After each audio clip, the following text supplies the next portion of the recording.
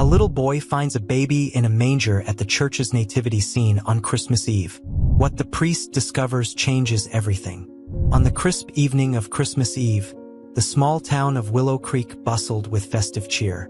The church at the heart of the town, St. Anthony's, had its doors wide open, its interior illuminated by the warm glow of countless candles. Father Elias, the devoted parish priest, had spent the day preparing the nativity display, ensuring every detail of the manger scene was perfect for the midnight mass. Nearby, 7-year-old Samuel roamed the pews, his eyes wide with wonder at the grandeur of the church. He was drawn to the nativity scene, where the porcelain figures of Mary, Joseph, and the animals surrounded a small, empty cradle meant to symbolize the Christ child.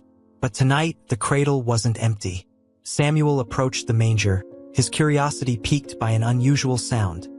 A soft whimper, barely audible over the carols echoing through the sanctuary. His breath hitched as he drew closer and saw something he couldn't have imagined. Nestled within the hay lay a real, living baby. Samuel stared, wide-eyed, before rushing to find Father Elias. "Father Elias, there's a baby in the manger." Samuel tugged at the priest's robes, his urgency making the older man pause. "Samuel, it's only a doll," Elias assured with a warm smile, but Samuel shook his head fiercely. "No, Father, it's real. Come see." Elias followed the boy to the nativity scene, and his heart nearly stopped at the sight. The infant, wrapped in a plain cotton blanket, was barely moving, its tiny face pale in the soft candlelight. Without a word, Elias bent down and gently picked up the baby. His hands trembled as he checked for signs of life. The child was breathing, albeit faintly. His mind raced. Who would leave a baby here? And why? Elias summoned Sister Agnes, the church's caretaker. Together, they brought the baby to the rectory, wrapping it in a warmer blanket. "Call the authorities," Agnes urged, her voice steady but tinged with concern. Elias hesitated. There was a note tucked inside the baby's blanket. He unfolded it carefully, the handwriting hurried and shaky. "This is my child. I cannot care for him, but I know he will be safe here. Please love him as I cannot." Tears blurred Elias's vision. He turned to Agnes. "We will call them, but first, let's ensure the baby is safe. He's cold and likely hungry." Agnes nodded, already preparing a bottle of warm milk she kept for the church's occasional needy visitors. As the baby drank, his color returned, and his cries softened to tiny whimpers. Elias stared at the child, his thoughts conflicted. Who would abandon such a helpless soul? And why in the house of God? Outside, the town continued its celebrations, unaware of the miracle unfolding within the church. Midnight Mass was hours away, and Father Elias knew he had to make a decision. This baby wasn't just an abandoned child. It was a plea for help, a cry from someone who believed the church could do what they could not. "Agnes," Elias began, his voice solemn, "we must inform the community. This child's family could be among us. Perhaps they simply need help." Agnes nodded, though her eyes reflected doubt. "And if they don't come forward?" Elias looked down at the sleeping infant, now nestled peacefully in his arms. "Then this child will be cared for by us." As the church bells began to toll, signaling the gathering of townsfolk for the midnight service, Elias steeled himself. Tonight, he would share not just the story of Christ's birth but the tale of this little one, found in the manger. The whispers began as soon as the townsfolk noticed the bundle cradled in Father Elias's arms during the sermon. Questions lingered in the air, unanswered but heavy with speculation. Who was this child? What fate had led them here? Elias ended the service with a plea. "If anyone knows anything about this child or its family, please come forward. Let us ensure this baby finds the love and care every child deserves." But as the congregation dispersed into the cold, starlit night, no one approached. Elias held the baby close, gazing out at the snow-covered streets.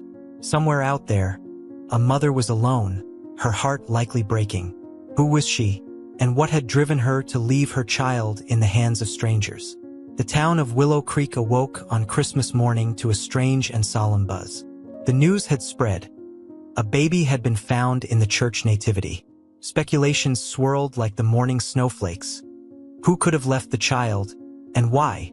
Father Elias had spent the night tending to the infant, his heart heavy with questions. The note left with the child haunted him, its simple plea for love and safety resonating deeply. He had notified the local authorities, but as he awaited their response, the baby rested peacefully in a borrowed bassinet in the rectory. Later that morning, Sister Agnes entered the rectory, her expression serious but compassionate. She carried a small package wrapped in brown paper. "Father Elias, I went to the market before dawn," she said, setting the package on the table. "I thought we might need some supplies. Diapers, clothes, the basics." Elias looked up from the infant, his gratitude clear. "Thank you, Agnes. I wasn't sure where to start." She glanced at the baby, her expression softening. "We'll figure it out. God doesn't give us burdens we can't bear." Elias nodded but remained silent. His faith had always been his anchor, but this situation felt heavier than most. This wasn't just about caring for a child. It was about uncovering the truth. As the morning stretched on, a knock at the rectory door interrupted their quiet preparations. Deputy Wallace stood on the stoop, his uniform dusted with snow. He was a familiar face in the community, a man known for his calm demeanor and steady hand. "Morning, Father," Wallace greeted, stepping inside and shaking the snow from his boots. His gaze fell to the bassinet, where the baby stirred softly. "So it's true." Elias gestured for him to sit. "Yes, and thank you for coming so quickly. I assume you've heard what's happened." Wallace nodded. "The whole town's talking about it. I came to see for myself and to gather some details." He pulled out a notepad.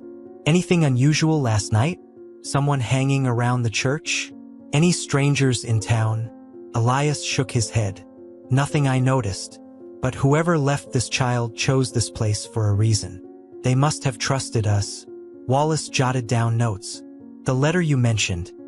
May I see it?" Elias retrieved the note from his desk and handed it to the deputy. Wallace read it carefully, his brow furrowing. "Desperate," he muttered, "but not careless. They knew this baby would be safe here." Elias folded his hands. "Do you think they'll come forward?" Wallace sighed. "Hard to say. If they're in a situation bad enough to leave their child, they might be too scared or ashamed to reveal themselves." By mid-afternoon, the news had drawn visitors to the church. Townspeople came bearing gifts, blankets, formula, even handmade toys. They lingered, asking questions, speculating, and offering theories about the child's origin. Amid the bustle, Elias noticed a woman sitting silently in the back pew. She was young, perhaps in her early 20s, and she clutched a small leather-bound Bible. Her head was bowed, her long hair hiding her face. Elias approached her gently. "Merry Christmas," he said softly. The woman startled but quickly composed herself. "Merry Christmas, Father. Are you here for the baby?" he asked. "Many have come today to help." She hesitated, her hands trembling as they gripped the Bible tighter. I just wanted to pray." Elias nodded, sensing her unease. "Of course. You're welcome to stay as long as you need." As he walked away, he couldn't shake the feeling that there was more to her presence. Her eyes had glistened with unshed tears, and her voice carried the weight of something unspoken. That evening, as the snow continued to fall, Father Elias sat by the fire in the rectory, cradling the baby. The child had been calm all day, as if sensing the care surrounding him.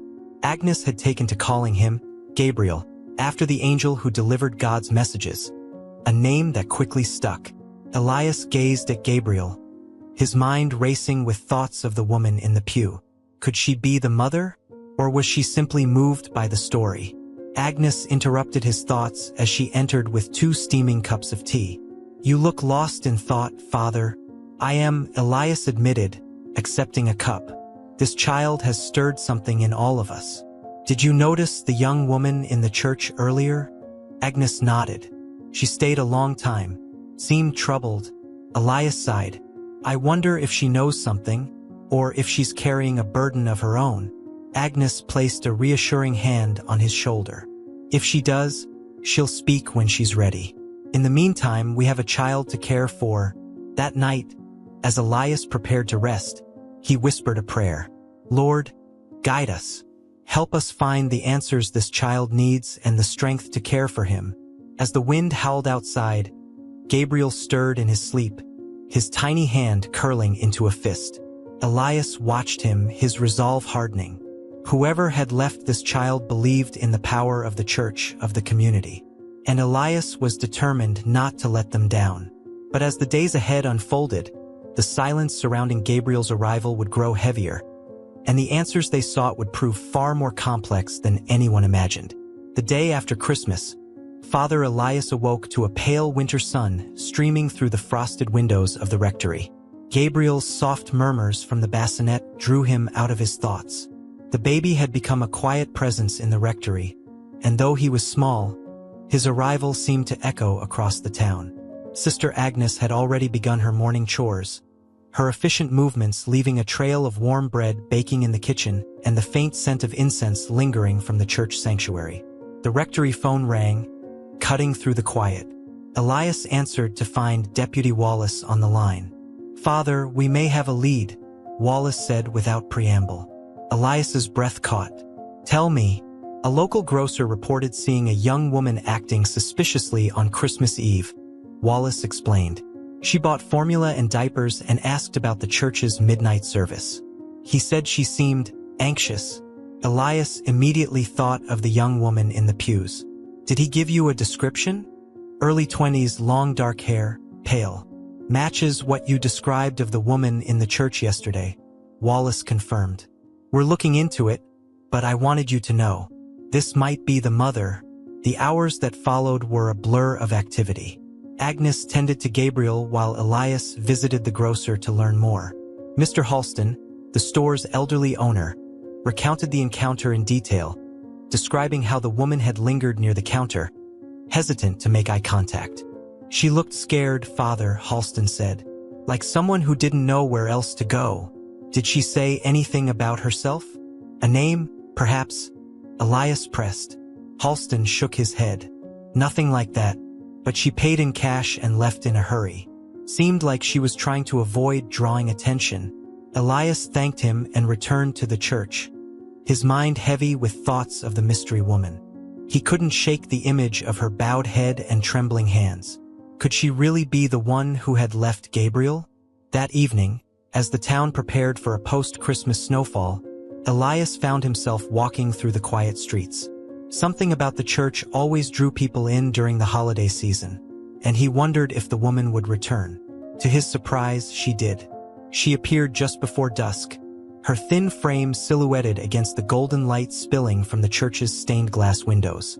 She hesitated on the steps, glancing nervously around before slipping inside. Elias followed at a distance, careful not to startle her. She had settled in a pew near the back, her head bowed in prayer. As he approached, she looked up, her eyes glistening with unshed tears. "Father," she whispered, her voice trembling. "Please," he said gently, sitting beside her. "You seem burdened. Let me help." Her hands clutched the edge of the pew. I don't know where to begin." Elias waited patiently. Finally, she exhaled shakily, her words tumbling out in fragments. "I'm Anna," she began. "The baby, Gabriel. He's mine." Elias's heart tightened. He had suspected as much, but hearing her confirmation was a sobering moment. "I didn't want to leave him," she said, tears spilling freely now. "But I had no choice." Elias led Anna to the rectory, where Sister Agnes took over with calm efficiency. A cup of tea and a warm blanket seemed to steady Anna, and she began to open up. "I'm from a nearby town," she explained. "I left after his father abandoned us.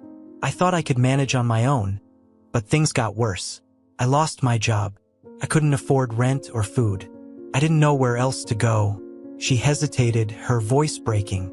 "I thought, if I left Gabriel in the church, he'd be safe, that someone would love him. I couldn't bear to see him suffer because of me."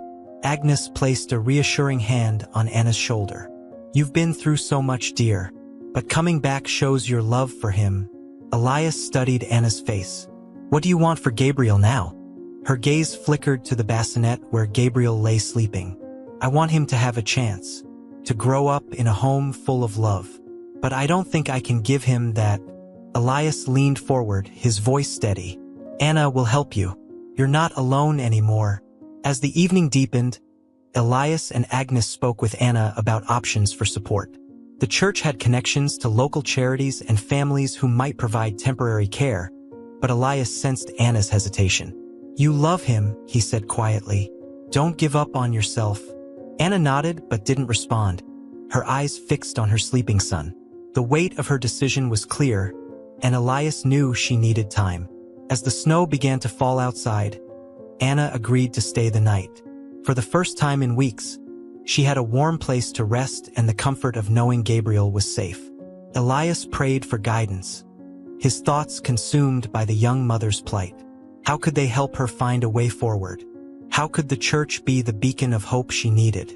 And most pressing of all, would Anna have the courage to reclaim her role in Gabriel's life? Or would she let him go forever?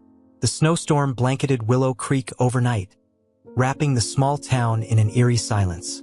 In the rectory, Father Elias rose early, drawn to the soft sounds of Gabriel stirring in his bassinet. Across the room, Anna sat in an armchair, her hair falling over her face as she stared at her sleeping child. You didn't sleep, Elias said softly, breaking the quiet. Anna shook her head, her voice raw. I couldn't. Every time I close my eyes, I see him crying. Alone in that manger, Elias sat opposite her, his expression gentle. You were desperate, Anna, but you're here now. That matters. She nodded, though her shoulders remained hunched under the weight of guilt. I don't know if I deserve to hold him again. Elias leaned forward. The love you've shown by coming back proves otherwise. But the question is, what do you want for Gabriel? The morning passed slowly as Sister Agnes bustled about the rectory, preparing breakfast and trying to bring some warmth to the tense atmosphere. Anna remained quiet, speaking only to ask after Gabriel or to thank Agnes for her kindness. By midday, Deputy Wallace arrived to check in. He removed his hat as he entered, snow dusting his shoulders. His expression softened when he saw Anna, though his professional demeanor held firm. You're the mother? He asked gently. Anna nodded, clutching her hands together. Wallace sat down at the table, glancing briefly at Elias. Anna, I'm here to help, but I need to know if there's any danger to you or Gabriel. Are you running from someone? Anna hesitated, her eyes darting to Elias. No, she said finally. I'm not running. I couldn't take care of him. I had nowhere to go. Wallace nodded. That makes things simpler, but I'll still need to file a report. You understand? Anna bit her lip and nodded again. Will they take him from me? She asked, her voice barely audible. Wallace hesitated, looking to Elias for guidance. Not necessarily, Elias said. The church and community will support you. Anna, if you choose to keep him. The hours that followed were filled with delicate discussions about Gabriel's future. Wallace stayed to outline Anna's rights as a mother and the options available to her. Meanwhile, Agnes arranged for a social worker to visit the rectory the following day. Anna sat quietly through it all, her face unreadable. Later that evening, after Gabriel had been fed and put to sleep, Elias found Anna in the sanctuary of the church. She stood before the nativity scene, her arms wrapped around herself. You chose this place for a reason, Elias said, stepping beside her. Why? Anna's eyes filled with tears as she looked at the manger. It felt safe, like someone here could do what I couldn't. Anna, you love Gabriel, Elias said. You don't have to face this alone. The church, the town will help you, but you have to decide if you're ready to fight for him. Her voice trembled. And if I'm not enough? Elias placed a hand on her shoulder. God doesn't ask us to be perfect, only to try. That night, Anna sat by Gabriel's bassinet, her fingers lightly tracing the edge of the blanket. Her heart ached with the weight of her choices. Keeping him meant facing an uncertain future, struggling to provide, to be strong when she felt so weak. But letting him go meant losing the tiny piece of herself she loved most. As the snow continued to fall outside, Anna whispered a prayer she hadn't spoken in years. "Help me, God. Show me what's right."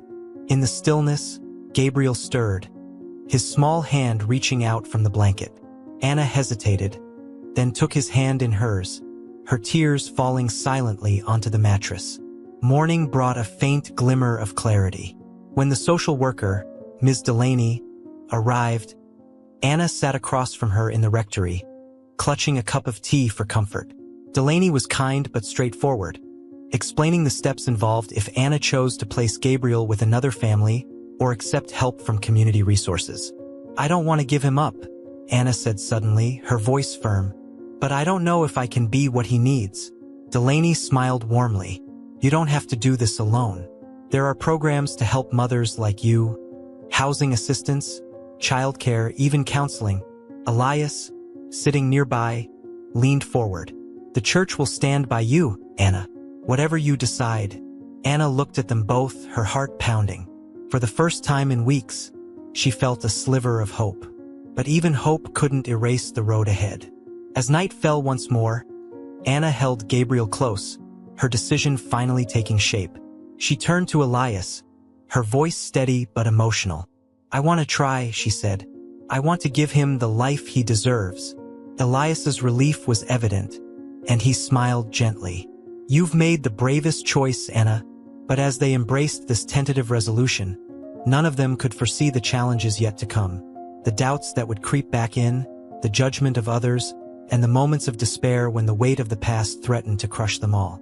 The days that followed were a whirlwind of activity. Anna remained at the rectory, settling into a fragile rhythm with Gabriel as the church community rallied around her. Donations continued to pour in: diapers, formula, warm clothing, and Agnes helped Anna organize everything, her steady presence a source of comfort. Despite the outpouring of support, whispers had begun to ripple through the town. The story of Gabriel's discovery had become the subject of gossip, and Anna's quiet reappearance only added fuel to the fire. Father Elias overheard the murmurs during the Sunday service. Congregants whispered in hushed tones, "Is she the one who left the baby? What kind of mother does that? Maybe she shouldn't keep him." The judgment stung more than Elias cared to admit. He ended the service with a firm reminder of compassion. "Let us not forget," he said from the pulpit, "that this child came into our care on the holiest of nights. Let us extend the same grace to his mother that we celebrate in this season of love." The congregation murmured its agreement, but Elias could feel the tension beneath their nods. That evening, Anna approached Elias in the rectory, her face pale and drawn. "People are talking, aren't they?" she asked. Elias hesitated, then nodded. "Some are," he admitted. "But their words don't define you, Anna. Your actions do." She swallowed hard, clutching Gabriel closer. "It's just hard. I already feel like a failure." Hearing them say it out loud, her voice cracked. Elias placed a reassuring hand on her shoulder. "People fear what they don't understand. But many in this town are on your side. Focus on Gabriel and what you can give him." Anna nodded, though her eyes remained troubled. "I'm trying, Father. I really am." The following day, Deputy Wallace stopped by the rectory with news. "I've been speaking with some folks around town," he said, lowering his voice as Gabriel cooed softly in Anna's arms. "I think most mean well, but there are a few who think the child might be better off elsewhere." Anna stiffened. "They want to take him away?" "Not officially," Wallace assured her. "But they're questioning whether you're fit to raise him. It's just talk for now." Elias frowned. "And if it becomes more than talk?" Wallace hesitated. "Then you'll need to show them you're serious about turning things around. Stability is what people want to see." Anna's voice shook. "I am serious. I came back, didn't I?" Wallace nodded, his tone gentler now. "I believe you. But sometimes, that's not enough to quiet people's doubts." That evening, Elias gathered Agnes and Anna in the rectory for a frank conversation. "If we're going to silence these whispers, we need a plan," he began. Anna, We'll help you find steady work and housing. The church can assist, but you need to show the town you're capable." Anna looked down, overwhelmed. "Where do I even start?" Agnes spoke up, her voice firm. "One step at a time. We'll contact the local food bank. They have resources for single mothers. And I know Mrs. Lowry at the bakery has been looking for help. It's not glamorous, but it's honest work." Elias nodded. "We'll also need to arrange childcare for Gabriel. The church nursery can help temporarily." Anna's lip trembled, but she nodded. "I'll do whatever it takes." The days became a blur of effort and determination. Anna visited the bakery and secured a part-time position. Mrs. Lowry, a stern but fair woman, promised to keep an eye on Anna's progress. "You're young," she said, handing Anna an apron. "But if you work hard, you'll earn respect. That's what matters around here." Gabriel stayed in the church nursery during Anna's shifts, his bright smiles quickly winning over the volunteers. Agnes watched over him when Anna returned in the evenings, exhausted but proud of her small victories. Despite Anna's efforts, the whispers persisted. One afternoon, as she left the bakery with a loaf of day-old bread for Gabriel, she overheard two women speaking near the market. "She's just doing this to save face," one said. "Poor baby," the other replied. "I hope someone steps in before it's too late." Anna's hands trembled as she walked past, her face burning with shame. By the time she reached the rectory, she was in tears. Elias found her in the sanctuary, her sobs echoing through the empty space. "They'll never see me as good enough," she cried. "No matter what I do." Elias knelt beside her. "You're not doing this for them, Anna. You're doing it for Gabriel. And for yourself." She wiped her eyes, though her doubt lingered. "What if I can't prove them wrong?" "Then you keep going," Elias said firmly, "and let your love speak louder than their words." The town meeting scheduled for the following week loomed large in their minds. Elias knew it would be a turning point, an opportunity to rally the community around Anna or risk losing their fragile trust. "Will they listen?" Anna asked nervously as the day approached. "They will," Elias assured her, "because you've already shown them the most important thing, that you're willing to fight for your son." As the snow melted into slush outside, the tension in the town mirrored the shifting weather. Beneath the surface, something was building: hope, doubt, and the quiet determination of a mother who refused to give up.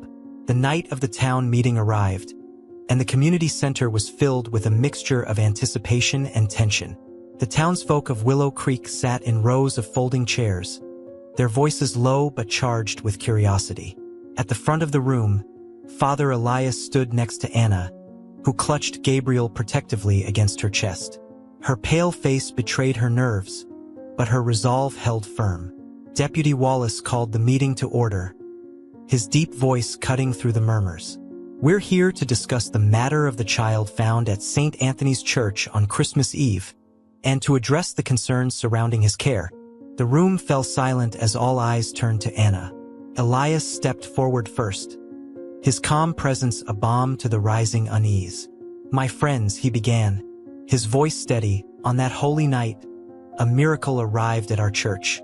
Gabriel was entrusted to us, not as a burden but as a blessing. His mother, Anna, has returned to care for him, and she has shown courage in the face of unimaginable challenges. I ask you now, as a community, to stand with her." The silence lingered before an older man, Mr. Carmichael, raised his hand. "Father Elias, we all love our town, and we want what's best for the boy. But how do we know she's capable? Leaving him in that manger doesn't inspire confidence." Anna flinched, her grip tightening on Gabriel. Elias stepped closer to her side. "We cannot judge someone's entire story by one chapter," he said. Anna acted out of desperation, not malice. And since that night, she's worked tirelessly to provide for her son. The tension in the room shifted as Mrs. Lowry, the bakery owner, stood. "I've seen Anna at work," she said. "She's punctual, diligent, and willing to learn. If you ask me, she's doing her best." A murmur of agreement rippled through the room, but it wasn't unanimous. From the back, a sharp voice rang out. "Doing her best might not be enough. said Mrs. Graham, a stern woman known for her outspoken nature. Raising a child isn't just about effort, it's about stability. Can she guarantee that? Anna, who had remained silent, finally spoke up. Her voice was shaky but determined. I can't guarantee everything will be perfect, she admitted, but I can promise I'll give Gabriel all the love I have, and I'll never stop trying to give him the life he deserves. Her words hung in the air, vulnerable yet resolute. Gabriel stirred in her arms, his small hand reaching up as if to comfort her. Elias seized the moment. We all want stability for Gabriel, but stability isn't something Anna has to achieve alone. It's something we can offer together, as a community. Isn't that what Christmas teaches us? To open our hearts to those in need. The room quieted again, and this time the silence felt softer, less rigid. Then, unexpectedly, a voice rose from the back.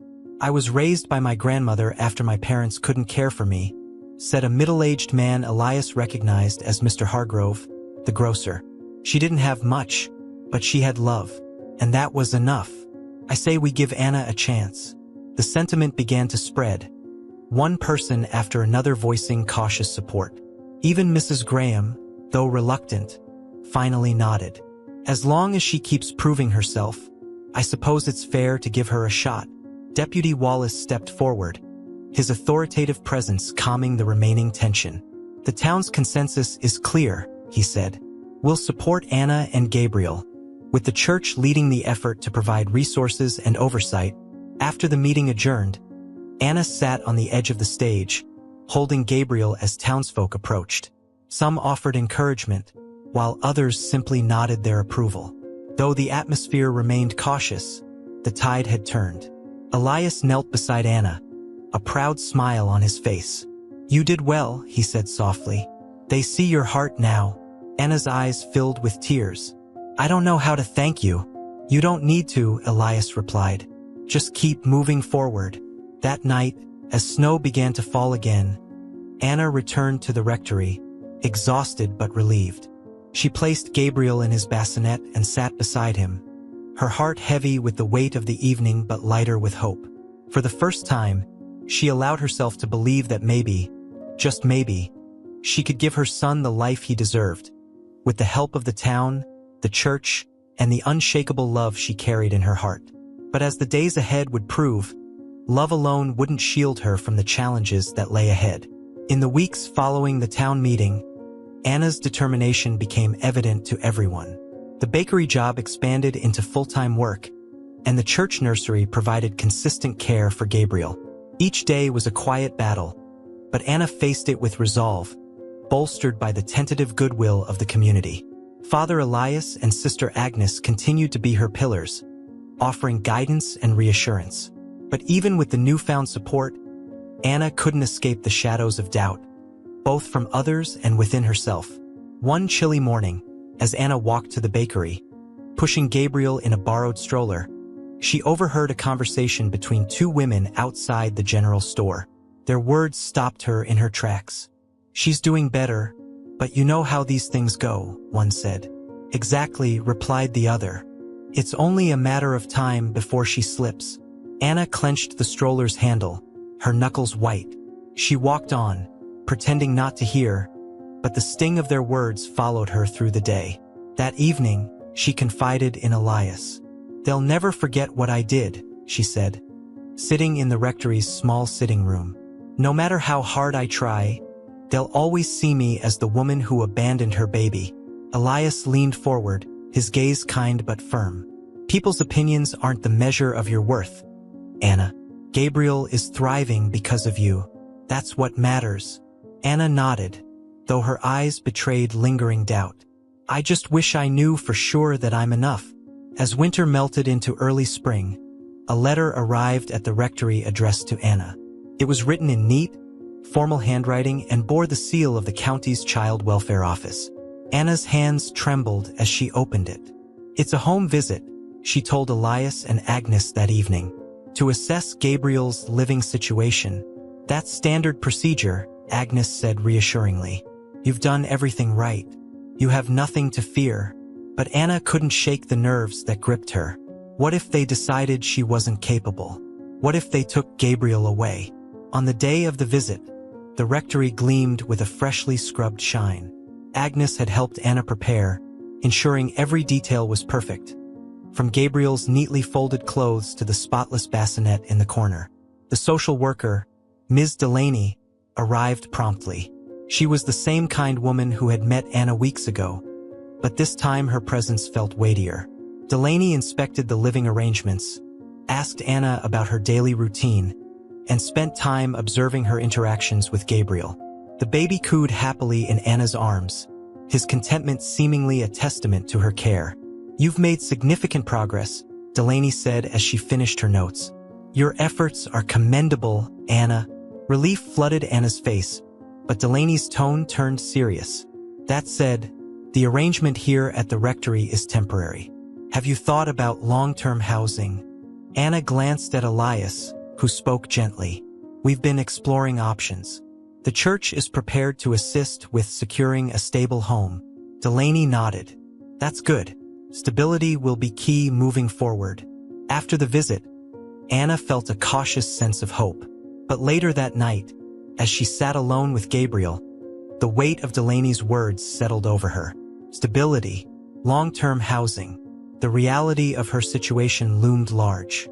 She thought about the whispers in town, the uncertain glances from those who doubted her. Would she ever truly escape her past? Or would it follow her, casting a shadow over every step she took? The following Sunday, Elias addressed the congregation. His sermon, though subtle, carried a clear message of unity and forgiveness. "We are called not just to witness miracles but to nurture them," he said. Anna's story is one of redemption and resilience, but it doesn't end with her alone. It's a story we all share. A story of a community that chooses compassion over judgment.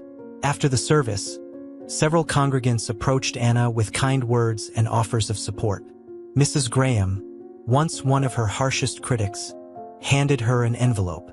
"It's not much," she said gruffly, "but it might help with a deposit on a place of your own." Anna opened the envelope later to find a modest sum of cash. Tears filled her eyes as she realized the tide was truly turning. That evening, as Gabriel slept peacefully in his bassinet, Anna sat with Elias and Agnes, discussing her next steps. "There's a small apartment available above the bakery," Agnes said. "Mrs. Lowry mentioned it could be a good fit." Anna hesitated. "I'm afraid to take that step. What if I fail?" Elias leaned forward, his voice steady. "You won't, because you've shown that you're willing to fight for Gabriel and for yourself. And you're not alone, Anna. We'll be here, every step of the way." Anna looked at Gabriel, his tiny hand curled into a fist. For the first time, she felt the stirrings of something unfamiliar yet powerful. Confidence. As spring blossomed in Willow Creek, so did Anna's resolve. She began to see a path forward, not free of challenges, but illuminated by hope and the unwavering love of those who believed in her. But as with any journey, the road ahead was far from simple, and new trials awaited. By mid-spring, Anna and Gabriel moved into the modest apartment above the bakery. The small space was a far cry from the grandeur of the rectory, but it was hers. The smell of fresh bread drifted up through the floorboards every morning, and the sunlight streaming through the single window made the space feel warm, despite its simplicity. The move was a triumph, but it came with new pressures. Between working at the bakery, caring for Gabriel, and managing the judgment of those still skeptical, Anna felt the weight of her new independence. The whispers hadn't entirely vanished, though now they were quieter, more subdued. One afternoon, as Anna swept the bakery floor, Mrs. Lowry approached with an envelope in hand. "This came for you," she said, her voice clipped but not unkind. Anna wiped her hands on her apron and opened the envelope. Inside was a notice for a childcare subsidy approval. Her application had been accepted, and the program would help cover the cost of daycare for Gabriel while she worked. "It's a start," Mrs. Lowry said, glancing at the paper. "You're earning your way, Anna. Don't let anyone tell you otherwise." Anna smiled faintly. "Thank you, Mrs. Lowry, for everything." "Don't thank me," the older woman replied. "Thank yourself for not giving up." With the subsidy in place, Anna enrolled Gabriel in a nearby daycare run by a kind-hearted couple who adored children. Dropping him off for the first time was bittersweet. Gabriel clung to her, his small face scrunching in protest, but the caregivers assured her he would adjust quickly. At work, Anna threw herself into her tasks, finding solace in the routine. Baking became a form of therapy, and her skills improved under Mrs. Lowry's watchful eye. Customers began to notice her friendly demeanor, and slowly, her reputation shifted. Despite the progress, the challenges mounted. Gabriel came down with a fever one evening, leaving Anna sleepless with worry. She missed a shift the next day, prompting Mrs. Lowry to remind her gently but firmly, "Consistency matters, Anna. Keep your priorities straight." Anna nodded, guilt gnawing at her. The balancing act was delicate, and she felt the strain of trying to hold everything together. Her exhaustion didn't go unnoticed. Father Elias and Sister Agnes visited regularly, bringing meals and helping where they could. One evening, as Anna sat with Gabriel, Elias offered her a quiet reminder. "You don't have to do this alone, Anna. Lean on us when you need to." She nodded but found it hard to let go of the idea that she had to prove herself, to the town, to Gabriel, and most of all, to herself. One day, while walking home from the daycare, Anna encountered Mrs. Graham. The older woman hesitated before speaking. "You've surprised me," she said, her tone almost grudging. "You've done better than I thought you would." Anna blinked, unsure how to respond. "Thank you," she said cautiously. "But don't get too comfortable," Mrs. Graham added, her eyes sharp. "Raising a child isn't a sprint. It's a marathon." The words lingered long after Anna reached her apartment. She knew Mrs. Graham wasn't entirely wrong. Stability wasn't just about securing a home or a job. It was about sustaining it. And for Anna, the road ahead still felt tenuous. As spring turned to summer, Anna found herself facing a new challenge. The bakery's sales dipped, and Mrs. Lowry reduced her hours. The loss of income was a blow, and Anna struggled to cover her bills. She confided in Elias one evening, her voice trembling. "I don't know if I can keep this up," she admitted. "What if I lose everything?" Elias's gaze was steady. "You've come too far to give up now. Let's find a solution together." The church organized a fundraiser, with the community donating baked goods, crafts, and services to sell at a summer fair. The event brought people together, and though the funds raised were modest, they were enough to ease Anna's immediate worries. But the cracks in her fragile foundation remained, and the fear of failure loomed. One warm evening, as Anna tucked Gabriel into his crib, she sat beside him and whispered, "I'll never stop trying, little one."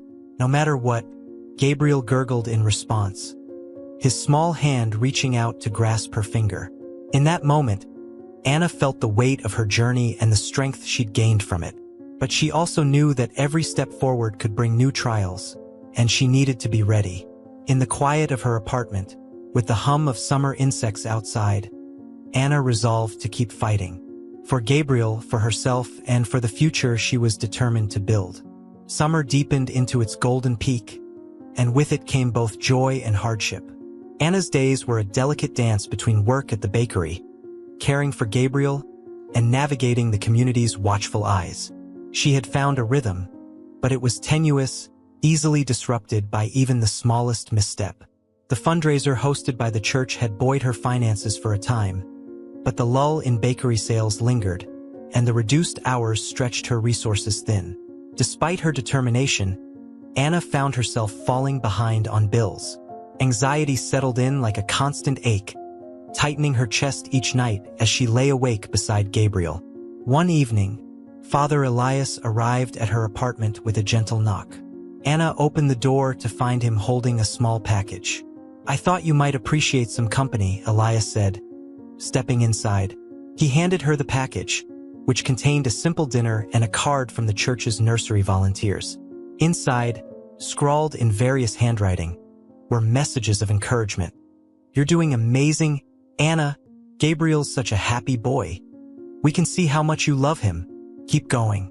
You've got this." Anna blinked back tears as she read the notes. "I don't know how to thank you.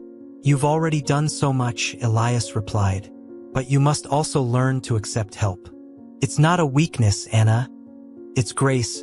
The next morning, as Anna prepared Gabriel for daycare, she received an unexpected phone call. It was Ms. Delaney, the social worker. Anna, I've got some news, Delaney said. A local business is hosting a skills training program for single mothers. They'll teach bookkeeping, basic computer skills, and other job essentials. I think it could be a great opportunity for you. Anna's heart lifted with hope, but doubt quickly followed.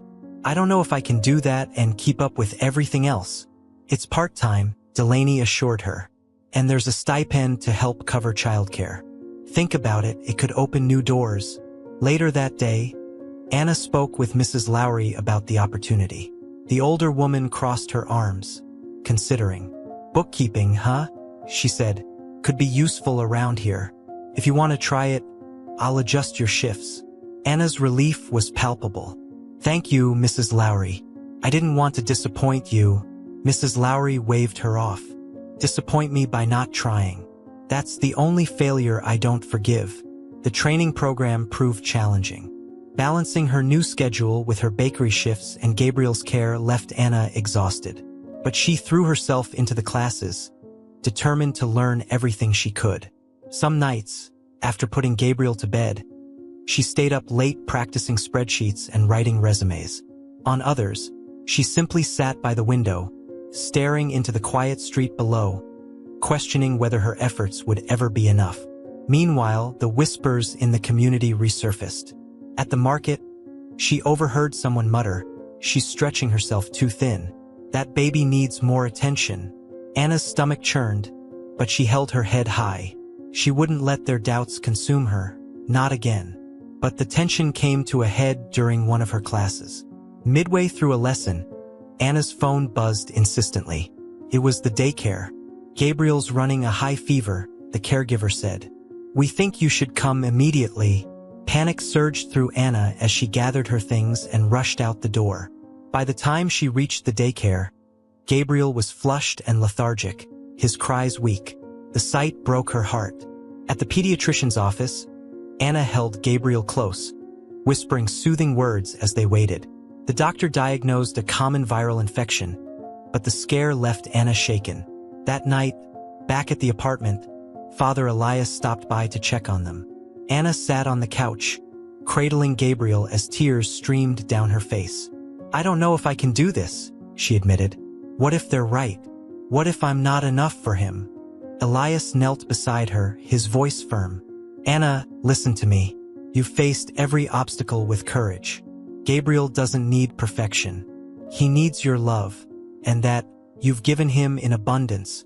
Anna sobbed quietly, leaning into Elias's steady presence. "I just want him to be happy." "He already is," Elias assured her, "because he has you." In the days that followed, Gabriel recovered, and Anna returned to her routine. The setback had shaken her, but it also deepened her resolve.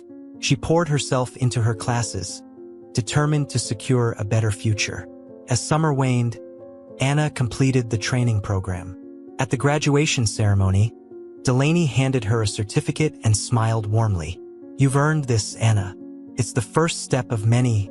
Anna held the certificate tightly, feeling both pride and fear. She had come so far, but the journey ahead remained daunting. That evening, as she rocked Gabriel to sleep, she whispered, "We'll get there, little one. One step at a time." Yet, even as she spoke the words, Anna couldn't shake the sense that another test loomed on the horizon, one that would demand every ounce of strength she had left. The crisp air of early autumn filled Willow Creek, carrying the scent of fallen leaves and the promise of change. For Anna, it marked nearly a year since Gabriel had been found in the manger. That single moment had set her on a path of unimaginable challenges and profound growth.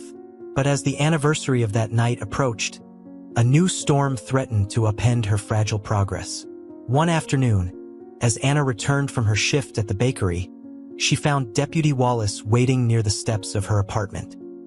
His expression was unreadable, but his presence sent a jolt of panic through her. "Deputy," she asked, her voice tentative. Wallace cleared his throat. "Anna, we've had a report filed with Child Services. Someone's questioning whether Gabriel's current living situation is stable. Her knees felt weak. What? Who would do that? I can't disclose that, Wallace said carefully. But I want you to know this doesn't mean they'll remove Gabriel. It's a routine investigation. Anna's heart pounded. She thought of the whispers, the lingering doubts among some townsfolk. I've done everything I can, she said, her voice trembling. Doesn't that count for anything? It does, Wallace assured her. And I'll vouch for you, but you'll need to prepare for another home visit. That evening, Father Elias and Sister Agnes gathered in Anna's apartment. Gabriel slept in his crib, unaware of the anxiety hanging in the air. We'll support you through this, Elias said firmly. You've shown everyone how far you've come. But what if it's not enough? Anna whispered. What if I lose him? Agnes spoke softly, her tone resolute. Faith doesn't erase fear, Anna. It helps you face it. Trust that your efforts will shine through. The following week, Ms. Delaney arrived for the home visit. Anna had prepared meticulously, but the nervous energy in the small apartment was palpable. Gabriel, now a bright and curious infant, babbled happily as Delaney conducted her assessment. Your progress is impressive, Anna, Delaney said as she finished her notes. You've created a safe and loving home for Gabriel. I'll include that in my report. Anna exhaled shakily. Thank you. But, Delaney added, the final decision will rest with the review board. Could take a few weeks. Weeks. The word felt like a lifetime. In the days that followed, the tension in Anna's life reached a breaking point. At the bakery, Mrs. Lowry noticed her distraction. Anna, you've been distant, she said. What's going on? Anna hesitated, then confided in her. To her surprise, Mrs. Lowry didn't criticize or pity her. Instead, she said, You've got more people rooting for you than you realize. Let us help. Word spread quietly among the community, and soon, a wave of support emerged. Congregants from the church, parents from the daycare, and even skeptics like Mrs. Graham began to rally behind Anna. They wrote letters of character, detailing her growth and devotion to Gabriel.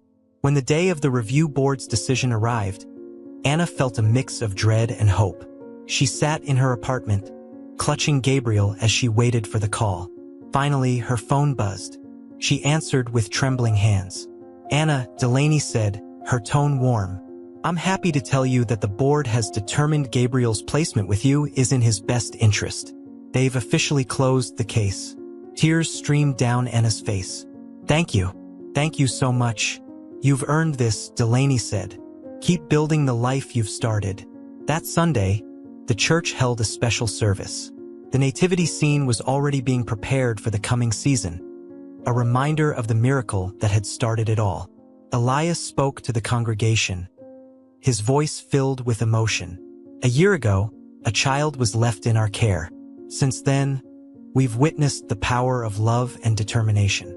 Anna's journey reminds us that redemption is not a solitary act. It's a shared effort, made possible by faith, perseverance, and community. Anna sat in the front pew, Gabriel in her arms. As the congregation stood in applause, she felt the weight of her struggles lift. She wasn't alone.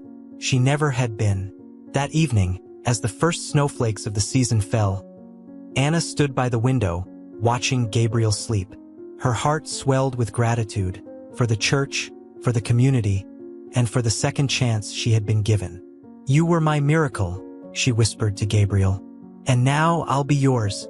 The snow fell steadily outside, covering Willow Creek in a blanket of quiet beauty. For the first time in a long time, Anna felt at peace. She knew there would be challenges ahead, but she also knew she had the strength and the support to face them. The manger that had once cradled Gabriel now stood empty in the church, but its message remained. Love, faith, and hope could transform even the darkest of nights. The end.